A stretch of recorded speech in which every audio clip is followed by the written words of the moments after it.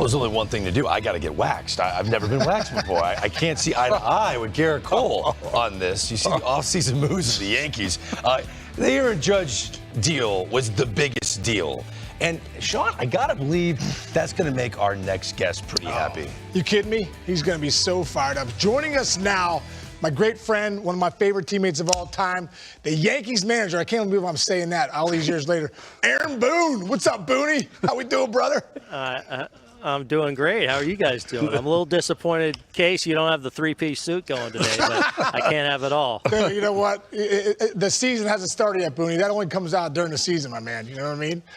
I got you. Dude, how's it going down there? Good to be on with you guys. Dude, good to be on with you, man. How's it going so far, man? You got some players down there. I know for you, you're ready to go. What's it like down there at camp right now?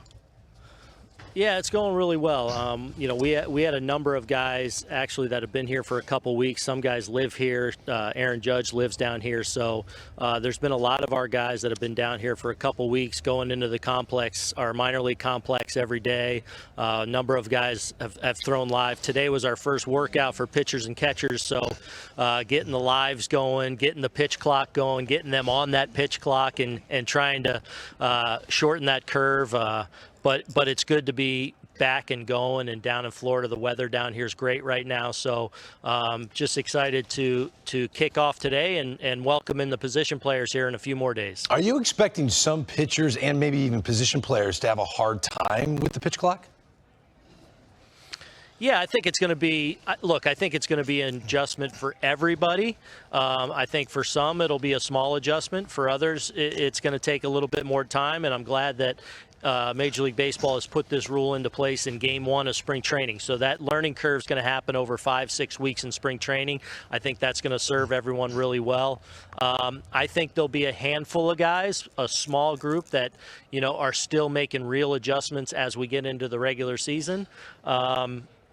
But that's also part of it. I think we're going to look up, a couple months into the season, and it's going to be second nature to everyone. And I think in the end is going to be something that serves our sport really well and serves our product really well.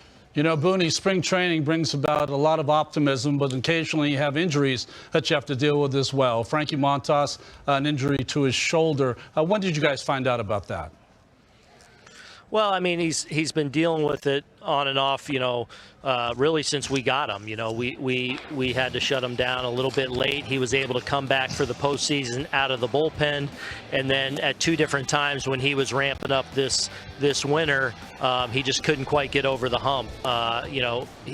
Early on in the offseason, he was struggling a little bit, and then he went out and saw Dr. Elatraj. He was cleared to ramp back up again, and as he was getting where he was really stretching out, it just wasn't quite feeling like it needed to feel, and they've decided to go in now and have this scope, and hopefully that's all it is, and he can get back to us at some point in the year. But certainly when you're talking about a guy of Frankie's caliber, and it's definitely a blow, one that we feel like we can withstand, but no question a blow, and just a little bummed for him because he never really got to show here the kind of pitcher that we know he is.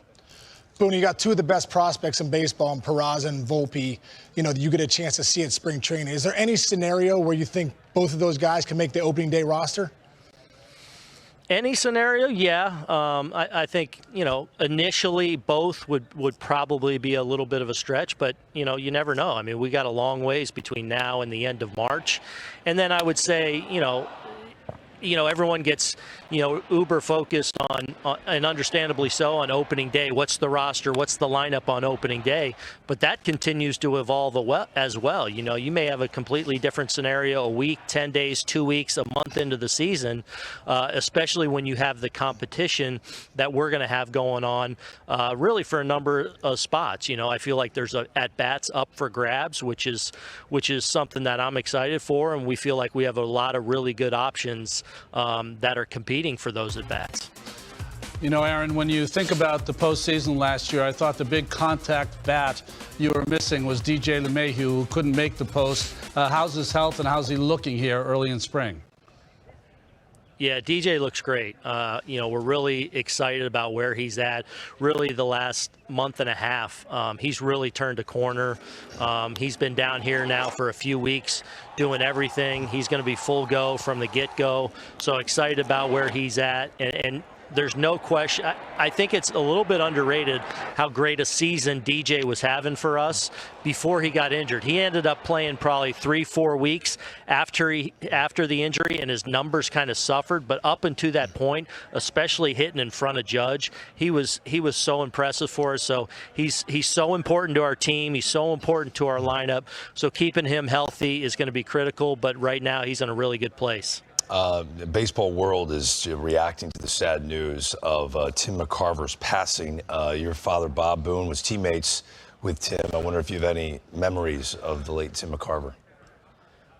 Yeah, Timmy, I've known since I was a little kid running around in the clubhouse in Philadelphia, and he was always someone that at a very young age to me was very kind, was very nice.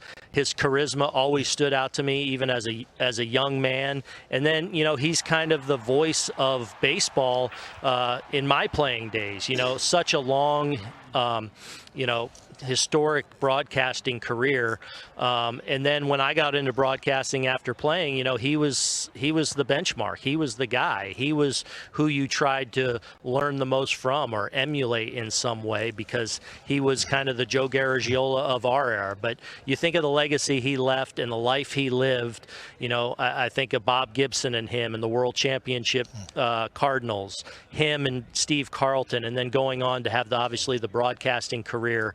But a great man, a kind man, and someone that will absolutely be missed. And today's a sad day for our baseball world. Yeah, he inspired so many big leaguers to get into broadcasting because he was so likable. No question. And I'm thinking about your time at ESPN. You were incredibly likable. Sean Casey, arguably the most likable guy in the history of the world. And you two guys sitting on a bench on the same team. And someday, you being a manager, you both got into TV. Is there a chance Sean Casey can manage someday?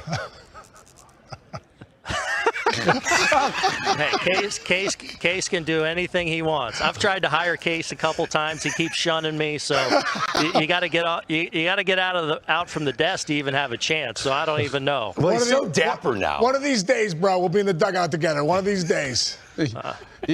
I'll be long gone by then, baby. You guys are paying for two-piece suits. He needs three-piece suits. That's a good point. That's a good point, Ronnie.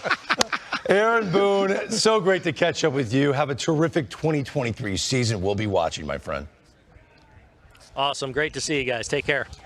For me, despite some bad news like Mounts, we also had relief like Tribino that was nothing more than a scare.